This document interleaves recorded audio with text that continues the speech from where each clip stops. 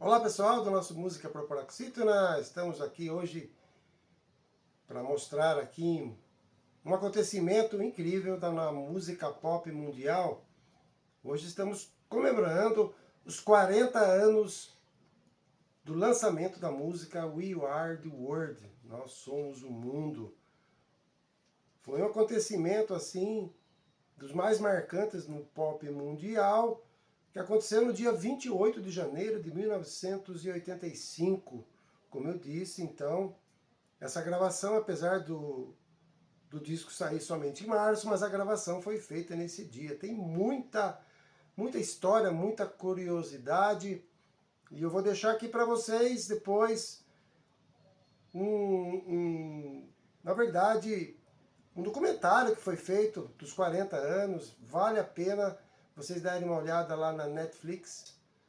Ficou conhecido aí como A Noite que Mudou o Pop.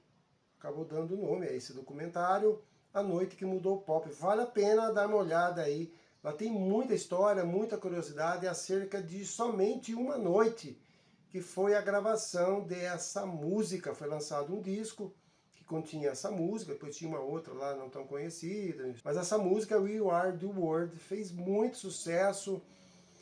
Na verdade, esse encontro começou lá em 1984, um ano antes, lá com o Bob Geldof. Bob Geldof é um compositor, cantor e humanista inglês que ficou muito impressionado lá com a fome lá do continente africano. Tinha muita fome lá das crianças, isso correu o mundo todo, e o Bob Geldof, junto com o James Urich, que é um guitarrista, eles resolveram fazer aí uma reunião de artistas para gravar uma música e aí arrecadar dinheiro, fundos para mandar lá para o continente africano para matar a fome das crianças. Então isso começou, na verdade, lá com o Bob Geldof em 84, um ano antes, aí, uns 6 meses antes do We Are the World. Nós vamos chegar lá no We Are the World. Esse grupo de cantores reunidos aí pelo Bob Geldof eram cantores britânicos. Aí tinha muita gente lá que estava no auge, eu estava começando, já tinha uma certa história. Só para citar alguns cantores que eram britânicos, finlandeses e tal. A gente tinha lá o Phil Collins, lá do Genesis. Nós tínhamos o George Michael, que estava começando ainda, não estava tão conhecido assim. O Sting, lá do The Police.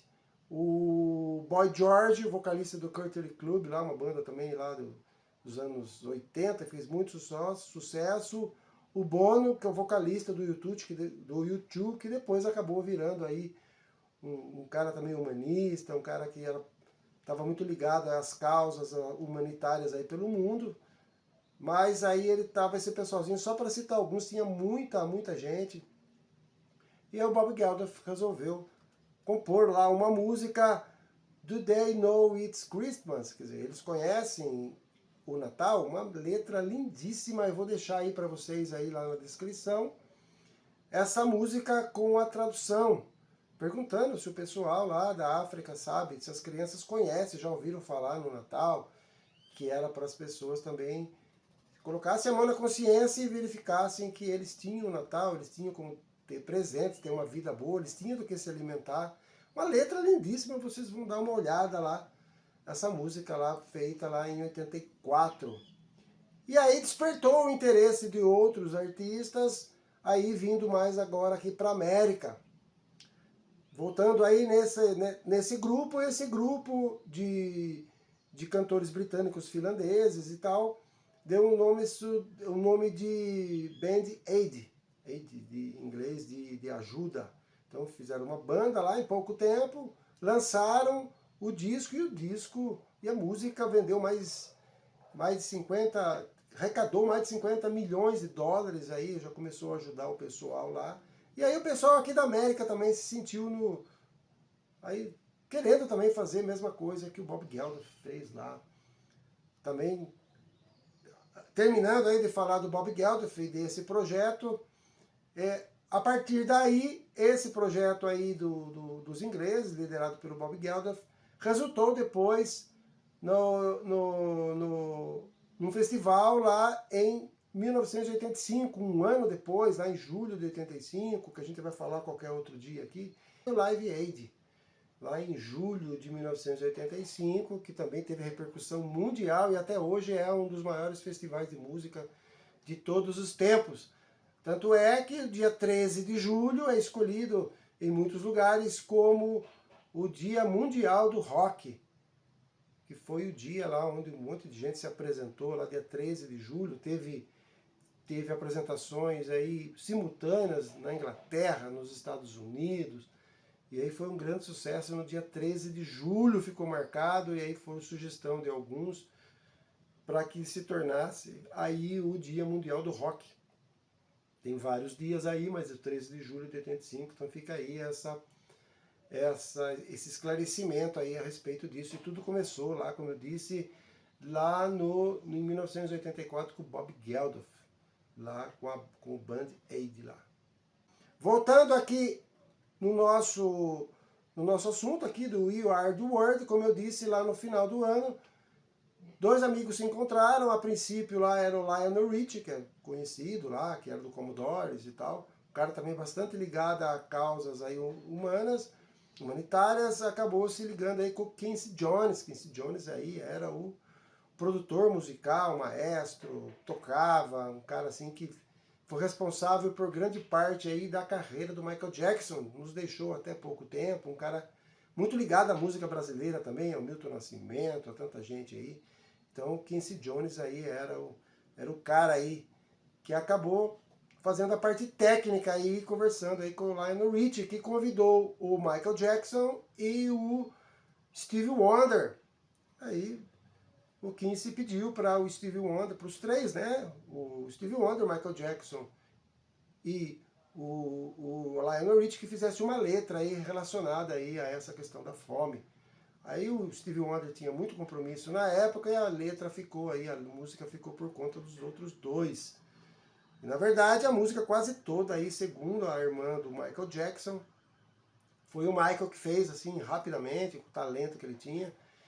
E aí o Lionel Richie deu uns palpites lá e tal, e a música saiu, que chama-se We Are The World.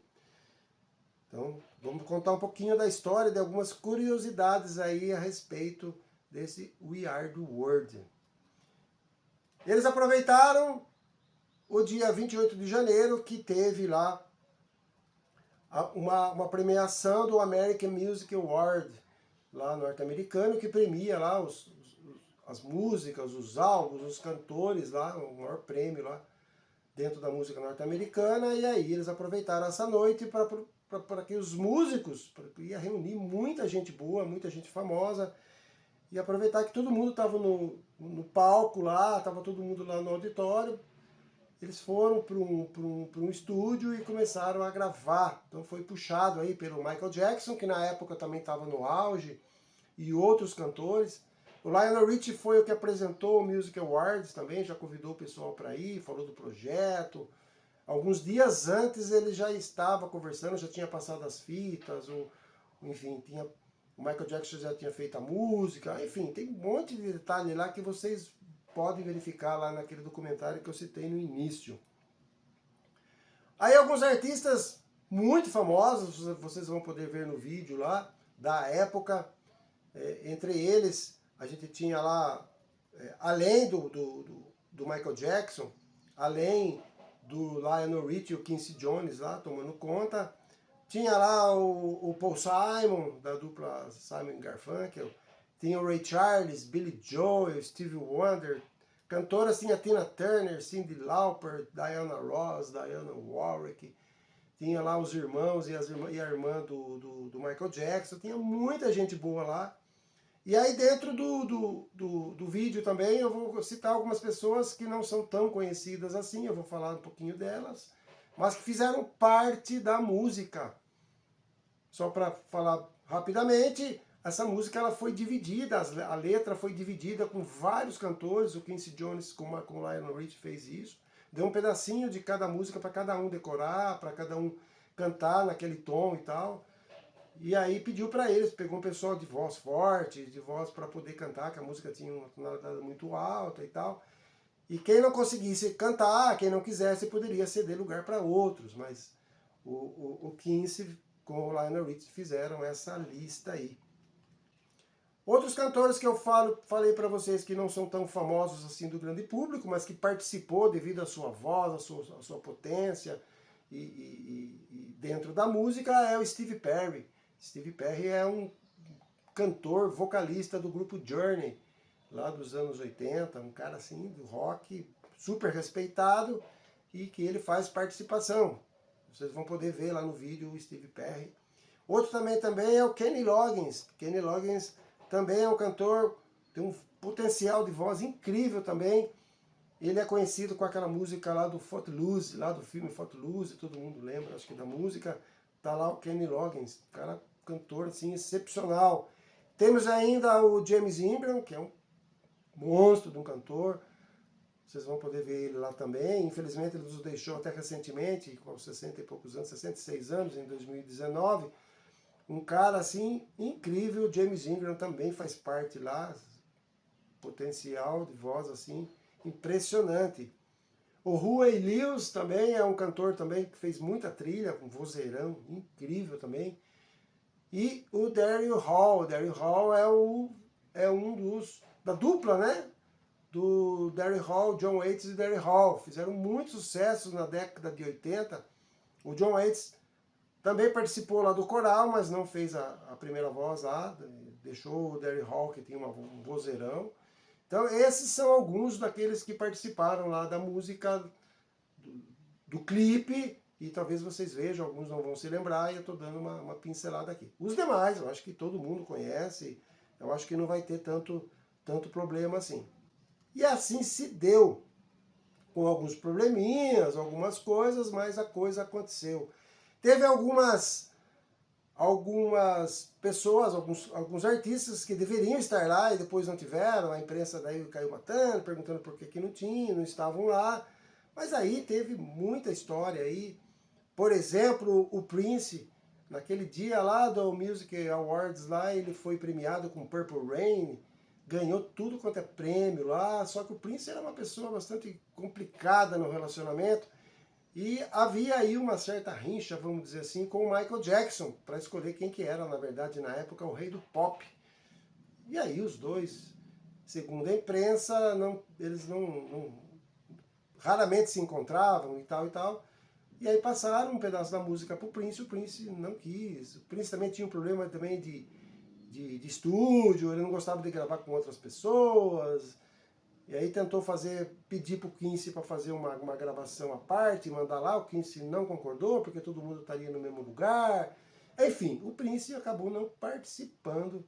Ele estava no auge lá, mas não participou. Outra que não participou também é a rainha do pop, a Madonna, que estava saindo lá do Like a Virgin lá também, ganhou tudo quanto é prêmio, de vendagem, de tudo.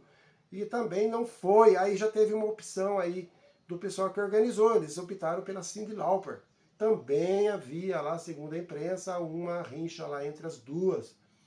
E as duas, eles acharam que as duas no mesmo lugar não ia dar muito certo. E aí optaram pela Cyndi Lauper, que também fazia sucesso, mas deixaram de lado a Madonna, que também foi uma grande ausência lá dentro dessa gravação nessa noite. O medo que eles tinham é que tinha muita gente, muita famosa, e aí eles tinham um pouco de medo do estrelismo de alguns.